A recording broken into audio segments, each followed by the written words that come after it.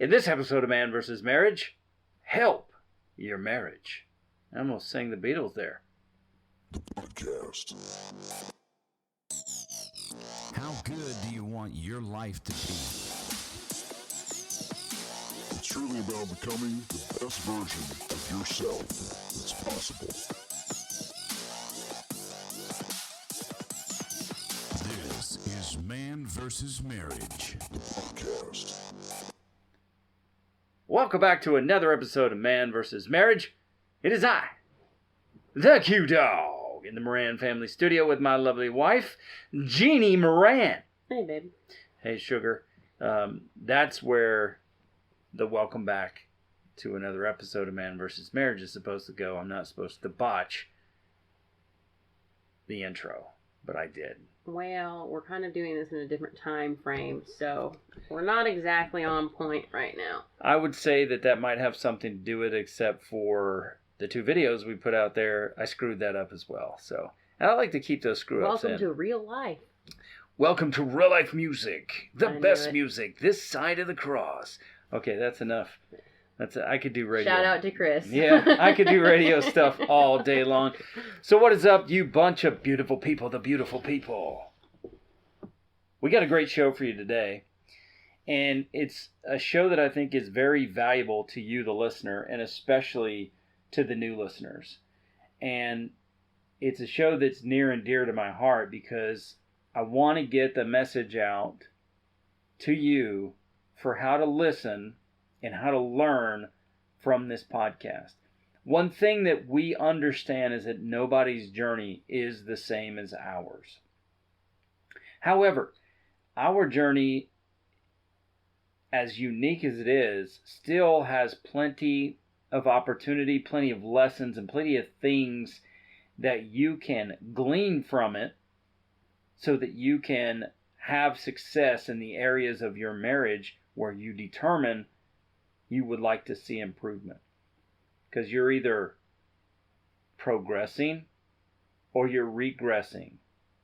Because idle water sitting still collects mosquitoes. And you don't need mosquitoes. You understand? I feel like I'm going to sneeze. I'm trying to fight the sneeze right now. Somebody help me. Better your mic than mine. Sneeze is gone. All right. So here is how I want to lay this program out.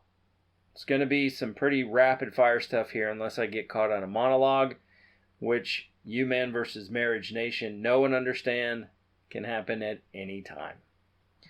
Funny story real quick. I was talking to Dad the other day. He was talking to me about Aunt Phoebe Dean and how, we used to get her all ramped up just because it was fun. Her and Granny both, right? And then, we were talking about Papa. Papa came up and, it was another thing because there was some interaction between Papa and Aunt Phoebe Dean back in the day. And I said something to the tune of, Aunt Phoebe Dean was the Papa of getting mad or fired up or something. Gosh, I wish I had the terminology. And my dad was like, you are so right. Because Papa would just start preaching at the drop of a hat, and then Aunt Phoebe Dean had this. They had the same mechanism that she would get mad and irritated and frustrated. Yeah, as just as fast as Papa would preach. I use better terminology, and I wish I could remember it. That kind of made the story, and I botched that too. Anyway, here we go. If you're driving, make mental notes. If you're listening to this somewhere with a pen and a piece of paper, excellent. Excellent. Here we go. Number 1. Why are you here? Why do you listen to this podcast? It has to be for more than I'm a stud and Jeannie is a goddess. I mean, I guess that's one reason. But it's got to be for more than that. Why are you here? Is this show just good information, or does it offer you some kind of value so that you can find, build, create, and that connection that you're looking for in your relationship? I would love to know, why are you here? Do you even know why you're here? Is it just a habitual download every week? until you determine why you're here listening to the podcast, you may not ever really be able to get everything out of this show that you could be. Do you need some help with why you're here? Have you admitted to yourself why you think you were here? Why you clicked on Man versus Marriage? Was it a friend who told you, or just something you were scrolling through because you wanted to see a podcast about better communication or better sex or more sex or how to stop arguing so much? Or maybe there was rules for engagement. What is the reason that you are here? That will help me in navigating or helping you navigate this journey. Because I think one thing that's incredibly important is that you determine why you're here. You go looking through our 150 plus episodes to date for show titles that resonate with what you want out of this show.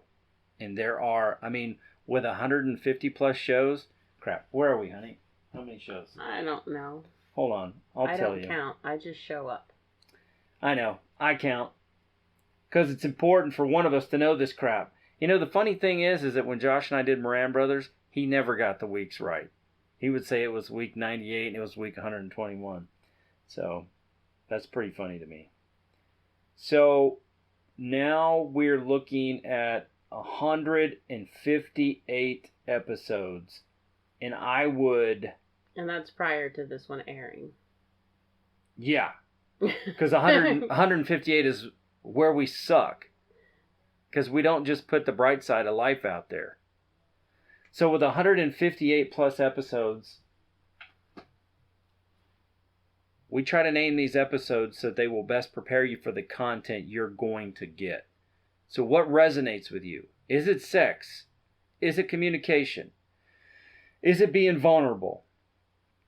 Is it how to say hard things to your wife that might be embarrassing? Kind of goes along with vulnerability. Is it trying to figure out how you can build and gain trust with your wife so that y'all will start speaking? Or she's asking you to speak. Come on, talk to me, dude. We've got a show for almost everything. There's one thing we don't have a show for, and that's infidelity. That's just... We don't have any experience on that one. And I'm in the hunt for a guest to come on the show, somebody that I would, trust to bring the right information that has to do with that. Other than that, you're going to be able to find what you're looking for, why you are here once you've determined that. So what show titles resonate with you? Look through all of them. Maybe there's a show title that's missing. Like, I really want to know more about subject ABC. That's when you utilize the email. And you send it to Jeannie or myself. And we can put a show out based around that topic. Now look, if we don't know anything about it, we're going to find somebody who does. If we do know something about it, we're going to go back to our journey over the last 20-something years, and we're going to pull a story or an experience out. And then if it's you and your wife, we'll just refer to you as Jack and Jill based on the question, and then we'll give you what you're looking for. Now, when it comes to your journey, honey, anytime there's anything you want to jump in and say, just jump in and say it. I know. Okay. At any time you're listening to this podcast, you're not going to have the exact same thing happen to you. I understand that. But listen to the journey for similarities. Because what we'll do is we'll take those similarities and then we will kind of shape them to help make you better. To help improve some area of your relationship. To help you improve an area of yourself. Because maybe you want to become a better man or a better professional or a better husband or father, etc. Listen to the episode and take note of the tools that we use, because we've used these tools on each other. Mm-hmm. I mean, we really have. Before this microphone turned on, we were in a pretty intense discussion. trying to use these tools so that we could better understand where each other are coming from. So listen for the tools. Some of the shows are named after the tools. Soft Place to Land, Hard Talks, Buzzwords, those types of things. So take the tools that we use, whatever the name for the tool is, and then you'll start to create a version of that for yourself. The reason I say that is because Coach Rita and her husband Bill had a certain way that they used these tools for themselves. Mm-hmm. And they had success. Jeannie and I are not doing it exactly the same. We have a different family dynamic. We have a different...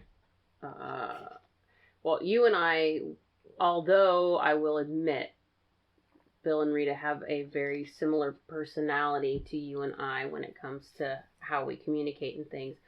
But we hear each other different. Mm-hmm. So there's a certain way that you talk to me where I'll listen, and there's a certain way that I talk to you where you'll listen. Whereas if she spoke to Bill in that manner, it wouldn't resonate. So we just kind of took what we learned and adapted it to what fits us. Kind of like the coffee talk thing. We took the coffee talk thing from Tony and Alyssa, and we brought it home, and we tried it their way, and it was like, this just doesn't fit what we've got going on. So we adapted it to fit our situation and our family life to make sense for us. Yeah, I mean, originally it started to work, but then COVID hit, and so it didn't work anymore.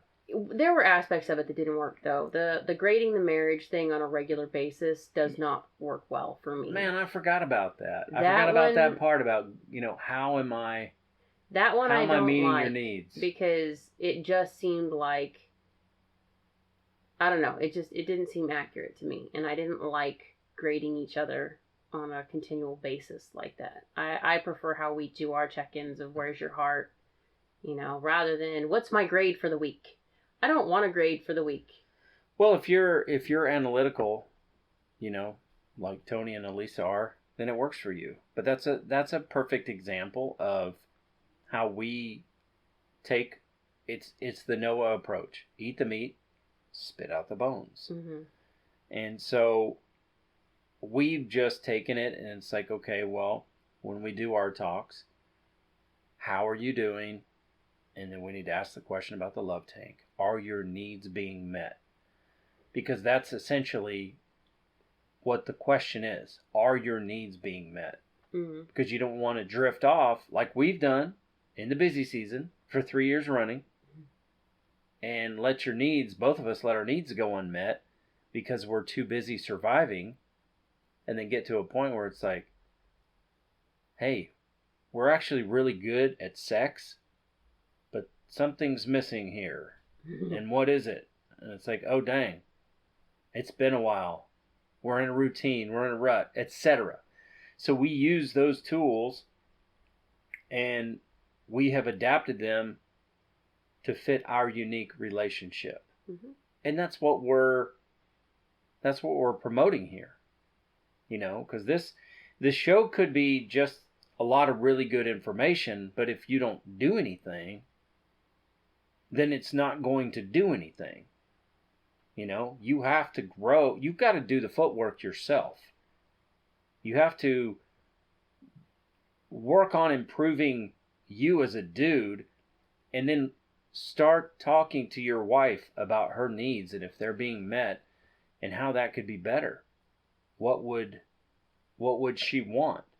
And we have all that mapped out for you. And if you don't know where to start, we give you an email address every show. So dive in. Let us know what we can do to help. And a disclaimer goes out all the time. I mean, I'm almost sick of saying it. I mean, we're not licensed professionals, but we are freaking experts that have 22 years of experience, pretty short, in a short amount of time here, of marriage. Mm-hmm. And having this relationship, and 20 years of being parents. Everything's not perfect, but we do have some perspective that can get you off on the right foot, whether you're at 6 months, a year, 10 years, 15 years, or 20 years. That's what we're offering you here. So then I want you to take a look at these things, and I want you to talk about it with your spouse. And then make a plan and put it into action, put it into practice. There's some things that we talk about that are game changer that you can implement immediately. Mm-hmm. I mean, just based on the way that you and your wife, your communication dynamics. An immediate game changer for us was coming up with buzzwords to prepare each other. That's something you can implement. Now, there's other things that other tools that we're going to give you that take time. It's not going to be, I tried this once and it doesn't work. Or I tried this 3 times and it doesn't work. And there have been some emails that come in and it's like, well, I did this once with my wife and it didn't work. Why? Very analytical engineer personality, it's supposed to work. Okay, just to put this in a raw basic, just because we just did this series, but y'all don't try a sexual position once and then go, it wasn't great, we're not going to do it again. That's not true, because if there was any inkling of something in that was intriguing or kind of worked, or maybe you just needed the kids to shut up so you could actually concentrate, you're gonna try it again. Yeah, I mean, so to say, well, we tried this and it just didn't work, and no, we're not. Now, there are some things, I am not even going to say, there are some things that you'll be like, nah, no. But in the relationship aspect, for us, having hard talks the first time around, it sucked. And we didn't like it. And then once we got to the first one, and Rita said, okay, your homework is to have another hard talk this week about this. Both of us went, no, I don't want to do that. I don't want to do that. I mean, I didn't do... Actually, I didn't, because I wanted to go head first into it. And after the first hard talk, you were much more... Now, you might have been hiding it, but based on what I remember, you were much more open to hear what I had to say. And, I mean, there were some big whoppers that came out. I could listen. What I didn't want was... I was constantly preparing myself for, oh, God, okay, what's coming now? What's coming now? That was the hard part. But I got to a place after doing the hard talks so often, they're not really hard talks now. Now we're at a place where it's just, I think this is, I feel like something's going on and I think we need to talk about it. So let's have a talk. It's not like the dreaded, we need to talk. We don't do that kind of stuff. But it's not a hard talk anymore. I mean, finances, they're still hard talks. But, some of the things dealing with kids, depending on what it is, those can be hard talks. But it's not like it used to be. It's not as scary walking into it now. But but that's because we did the foundational work. Exactly. And I'm the kind of guy that can really just take something literal, at times too literal. And when Coach Rita was like, look, here's what you're going to talk about. Okay. I don't want you to take it personal. It's not your job to tell her how she feels. It's your job to listen. Don't take it personal what she says, because those are her feelings. And you're not going to explain them away. So whatever they are, they are. And that's what it was. Mm-hmm. Now, the beauty in that was, that's not the way they had to stay. They didn't have to be that way forever. Yeah.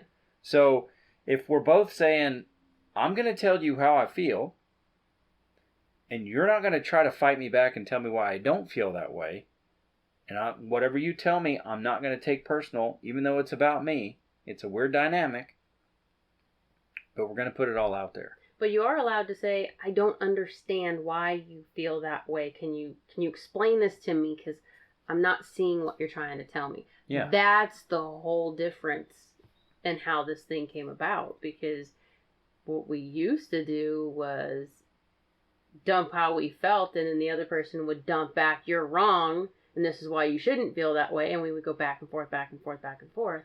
or we would just agree to disagree, and we're not going to fix anything but squash it. We're going to bed anyway. Yeah. So, but that was all like loaded with resentment. Oh yeah. You know. Until we had that first initial conversation of lay it all out there and don't take it personal. That's probably the hardest yet best piece of advice that we've gotten out of everything is don't take it personal. I'm not responsible for how you feel. I'm not responsible to change how you feel. Yep. I am responsible to change my actions so that I'm not causing those feelings. Yeah, and like she said, it's like, well, there have been times where we're talking about it and she or I is like, well, this is where it's at. And it's like, well, I do take some issue with that because that's not how I think.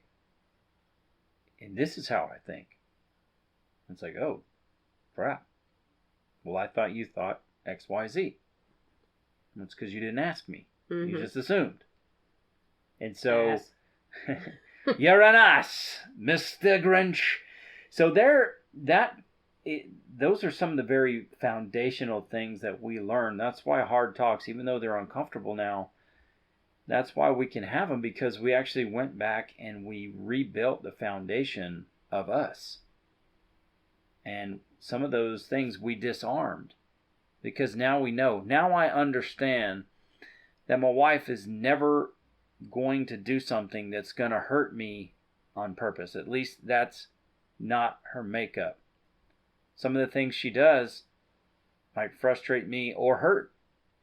But it's not going to be something that she's intentionally doing to me. Mm-hmm. That really helped me out a lot. Yeah, because it disarms you. You start, when you don't realize and you don't know how to talk to somebody, or you don't know how to put out there in a vulnerable setting how you truly feel because you're afraid of the ammo being used against you, you're always looking for, if I tell you this, what are you going to do with it?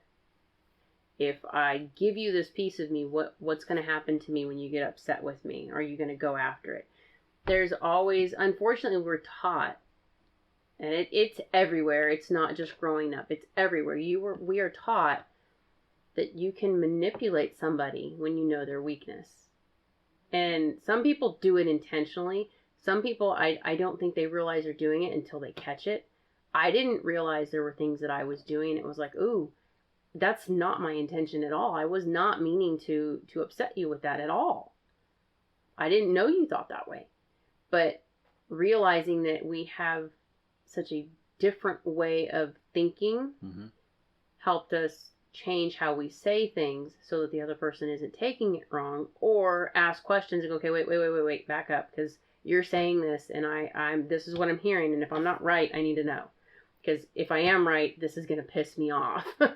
But, it's having that ability to communicate. I mean, it's the same thing with the kids. When we found out that the kids had learning disabilities, we had to learn how they learn.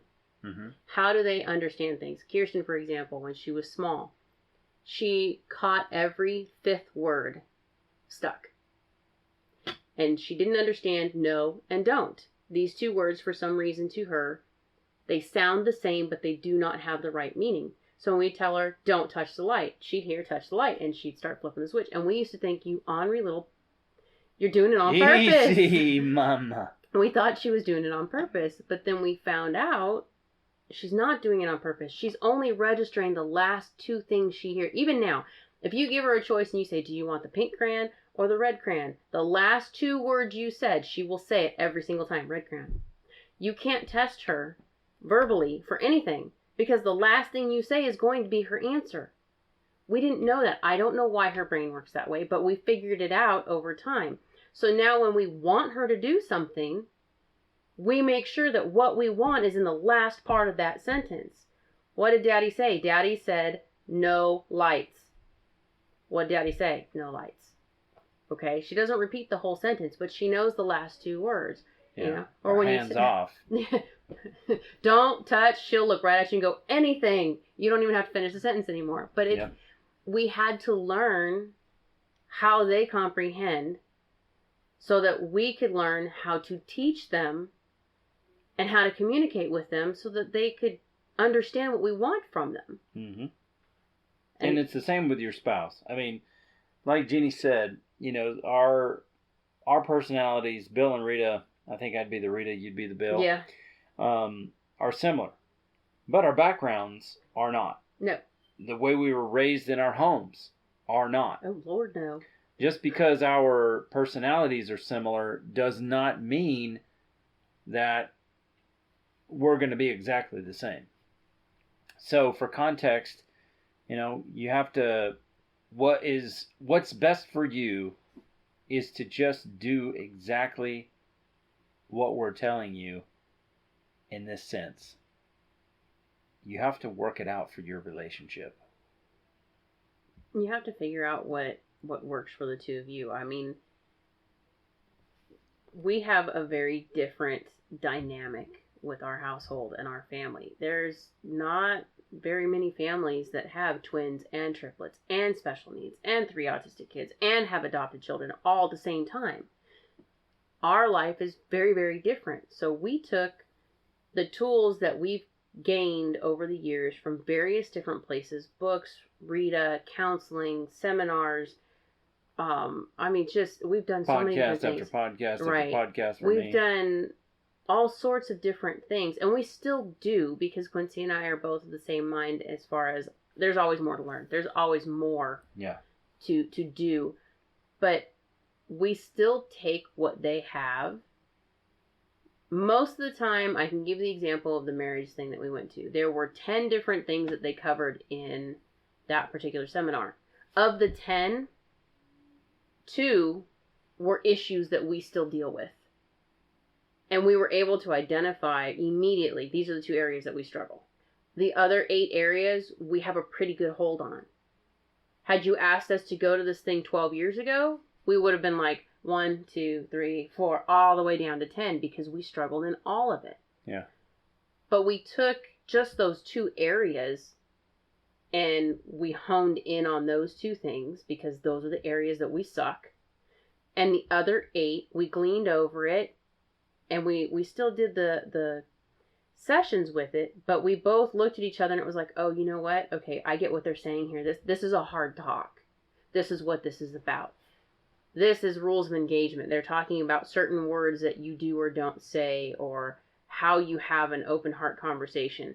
And for Quincy and I, those are rules of engagement. These are certain things that we put into play before we have a hard talk, so that there's no intentional hurt feelings, no ammunition, and we can both walk out of it being able to lay everything on the table and come to some kind of agreement or resolution. But being able to look at other people's stuff and say, okay, well, they're labeling it as a communication, like, what was it? It was, I forgot how they labeled it. It's like a communication thing, like a communication starter, a conversation starter. Yeah. And both of us are looking at the things that they were giving so that you could ease into a conversation that was difficult. For us, it's questions.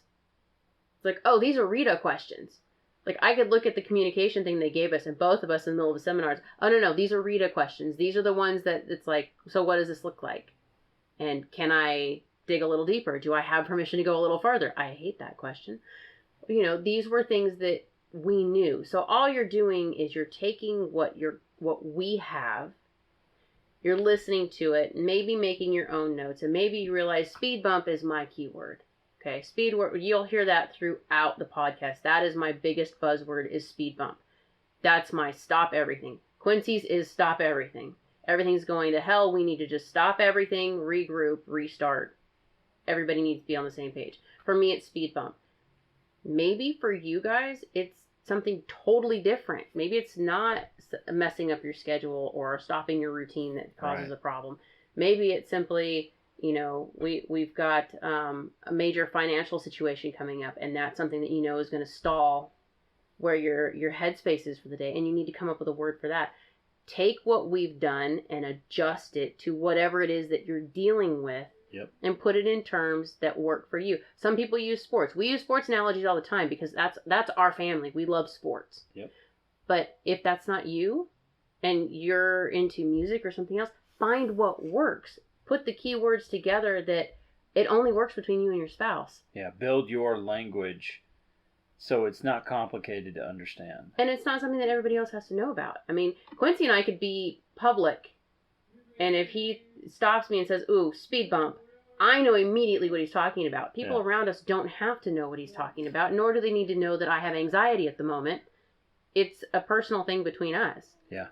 But it's still something that you can do. I mean, we all have those things where we tell each other, you know, hey, we need sex tonight, without saying we need sex tonight in front of the kids. Yeah. It's the same concept.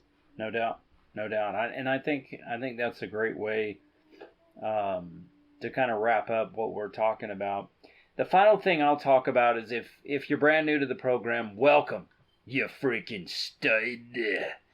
Or if you've been around for a while, but maybe you've forgotten, what we do is we lay out a journey, a game plan, and a playbook. Now, we have done some series about different topics, but typically we will put out a journey episode just to tell you what our story is. Then we'll give you a game plan. That game plan is how we came up with the journey. What did we learn from the journey? What are some of the key points, the aha moments that helped us understand what this journey conversation was about? And then we give you the playbook, because that's something that I've told Jeannie for many years. It's like, if you like this, or you want this, or this makes you happy, give me the playbook. I'm not a mind reader. I've looked all over Walmart. I've even checked Amazon. They don't sell Jedi mind tricks. They don't sell the ability to read somebody's mind. And if they are selling it, it's probably going to work out like Uncle Rico's Time Machine and Napoleon Dynamite. So buyer beware. That's where the playbook came from. It's like, tell me. Just open up to me. Tell me what makes you tick. And I'm going to run that play. I'll get very creative. Timing is everything, even when you're calling plays on the football field.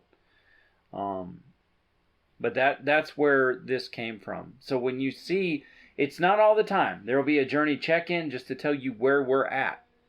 But then sometimes where we're at is pretty screwed up. That's why we want you to know. You're not the only ones going through crap right now. So are we. Exactly. And then the other thing is, if you have suggestions of things that have worked for you, we're wide open to hear and listen to that. And we might even bring you on to talk about it. We might even bring you on to talk about it. So that's the way that you can, it's the how-to, how to learn, how to listen and how to learn to the Man vs. Marriage podcast. And it's very important that you share this with your friends and your loved ones that listen to the podcast. Maybe you've made a suggestion. Share this episode. It's extremely important so that they can best utilize our content to improve their relationship, to improve their self. And then ensure that you go to manvsmarriagepodcast.com. That's our website. Sign up to subscribe. It costs you nothing. And when we start ripping out information, you will be one of the first people to get it. And that's coming for our book, for new episodes, etc. I'm not going to spam you with crap that doesn't matter. I hate that. I hate getting those things. You may not receive anything for a month or two. You might thank me for that. But you'll know when an email comes out that it's going to have some meaning. There's going to be a reason for it. So that'll wrap this episode up. I love this episode. Not because it was my idea, because I believe it's relevant and it can help. What do you say, honey? Okay. Oh my. Okay. Well, she is Jeannie Moran and I am the Q Dog. And this is Man vs. Marriage. The podcast. How good do you want your life to be? You gotta live on purpose, for a purpose. It's truly about becoming the best version of yourself that's possible. This is Man vs. Marriage, the podcast.